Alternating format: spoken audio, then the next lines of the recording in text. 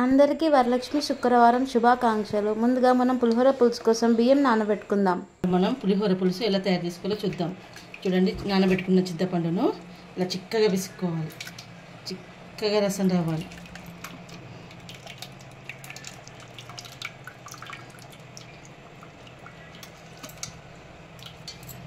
అంత చిక్కగా తీసుకోవాలి. అందులో మెంతి పొడి, ఉప్పు, కొంచెం చక్కెర, ఎండుమిర్చి కొంచెం కారానికి తగ్గట్టు వేసుకోవాలి.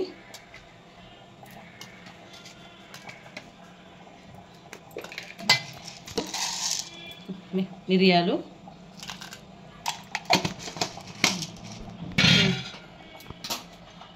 పసుపు, కరివేపాకు వేసి మసాలా పెట్టాలి. రసాన్ని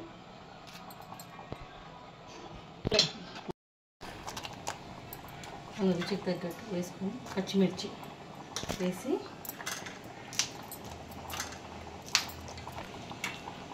ఒక 5 నుంచి 6 నిమిషాలు మసలనిచ్చినాక తాలింపు వేసేసుకొని మనం వండుకున్న అన్నంలో కలిపేసుకుంటే పులిహోర రెడీ అయిపోతుంది. మనం ఇప్పుడు తాలింపు కోసం నూనె వేడైనాక అందులో ఆవాలు, జీలకర్ర, శనగపప్పు, మినప్పప్పు,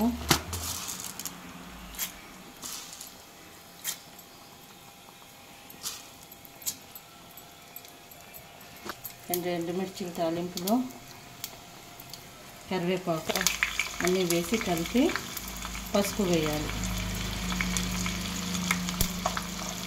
ఇప్పుడు ఈ తాలింపును బంద్ చేసి మనం మసాలా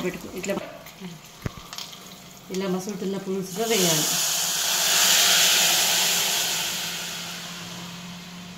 ఇది తాలింపు వేయకుండా పులుసు మసాలా పెట్టి ఒక 4 రోజులైనా ఉంచుకోవచ్చు. మనం ఇప్పుడు తాలింపు వేసేసినాం కాబట్టి ఇది 1 నుంచి వారం రోజుల వరకు ఉంటుంది. ఇట్లా చిక్కగా రావాలి.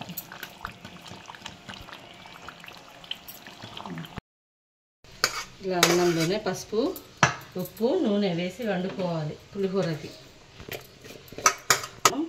చేసి పెట్టుకున్న పులుసును మన క్వాంటిటీకి తగ్గినట్టుగా కలుపుకోవాలి.